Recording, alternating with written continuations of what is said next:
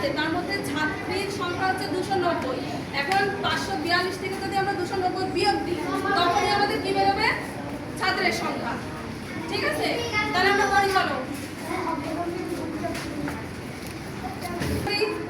ঠিক আছে, তাহলে 2 থেকে 0 বিয়োগ দিলে কত থাকে?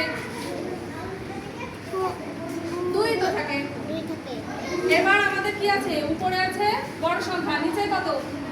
মানে নিচে উপরে ছোট সংখ্যা, নিচে বড় সংখ্যা। তাহলে এরকম থাকলে কি করতে হয়? মনে মনে সেই ছোট সংখ্যা 1 ধরতে হয়। 1 ধরতে হয়। তাহলে আমাদের 9 আছে, কত হলে 14 হয়? কোনো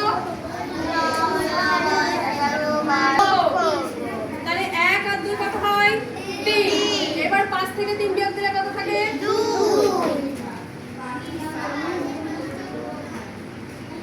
এবারে আমরা প্রশ্নে কি চাচ্ছে যে বিদ্যালয়ের ছাত্রের সংখ্যা কত? এবার যেটা বেরোচ্ছে সেটা আমাদের কি?